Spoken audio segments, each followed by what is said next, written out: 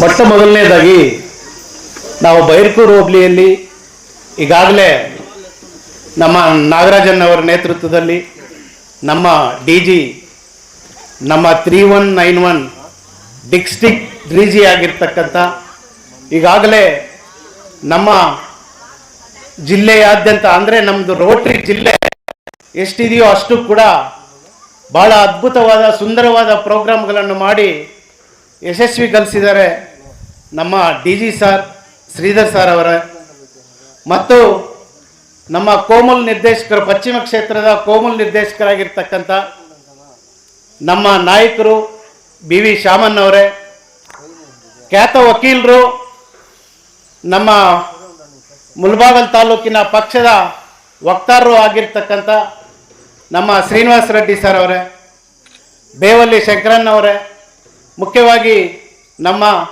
District ಕಾರ್ಯದರ್ಶಿ ಆಗಿರ್ತಕ್ಕಂಥ Ravindra sir ಅವರೇ, ನಮ್ಮ ಅಮರ್ ಜ್ಯೋತಿ ಕಾರ್ಯದರ್ಶಿಗಳಾಗಿರ್ತಕ್ಕಂಥ ಅಶೋಕನ್ ಅವರೇ, ನಮ್ಮ ಅಧ್ಯಕ್ಷರು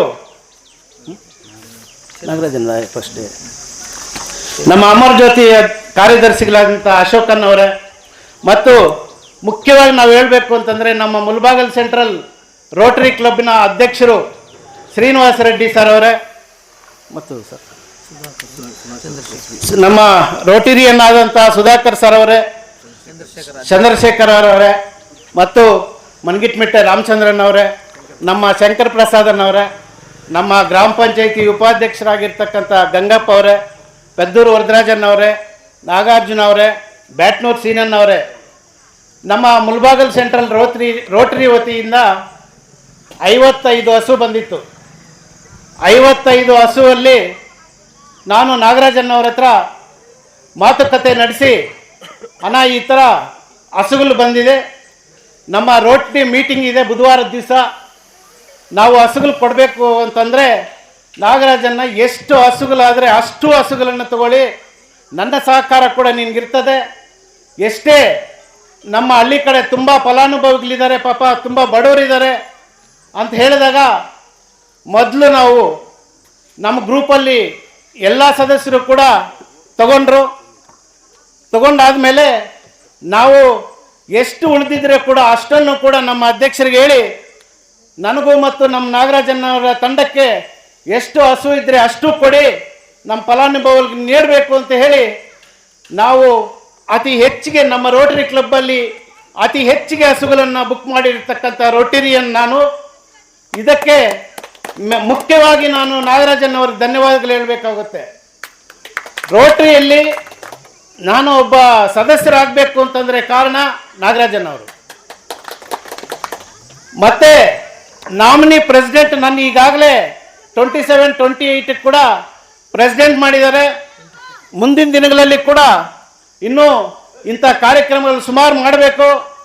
ಮುಖ್ಯವಾಗಿ ನಮ್ಮ ಗೊಲ್ಲಲ್ಲಿ ತಾಲೂಕು ಮಟ್ಟದಲ್ಲಿ ನನಗೆ ಗೊಲ್ಲಲ್ಲಿ ಪ್ರಭಾಕರ್ ಅಂತ ಕರೀತಾರೆ, ಬರೀ ಪ್ರಭಾಕರ್ ಅಂತ ಕರೆಯಲ್ಲ, గొల్లపల్లి రామయ్య ప్రభాకర్ నా పేరు.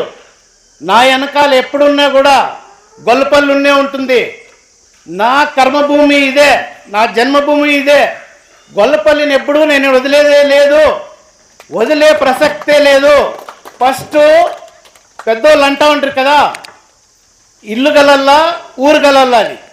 ఫస్ట్ ఇల్లు గలల్లా గెలిచిండా, అందరూ ఆరాంగా ఉన్నాం. మేము 5 జనం అక్క తోడుబుట్లు, మేము అన్న తమ్ముళ్ళు అందరూ ఆ దేవుని అయితే ఆరాంగా ఉన్నాం. కానీ మా ఊరు కూడా బాగుండాల.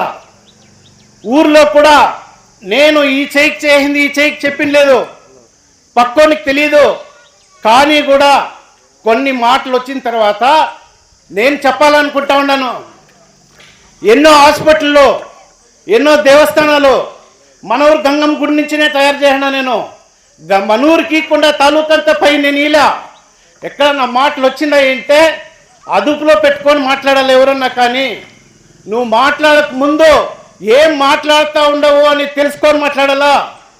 మా ఊర్లో స్టార్ట్ చేయడం ఎట్లా తెలుసా, ఒక పిల్లోనికి 12 ఏళ్ళ పిల్లోడు యూరినల్ అంటే యూరినల్ పోయే జాగాలో యూరినల్ పోలేదు, బగ్గిల్లో వచ్చేస్తా ఉంది యూరినల్. అంటే యూరినల్ వచ్చేసి నైట్ మొత్తం బెడ్షీట్ అంతా తడిసిపోతుంది.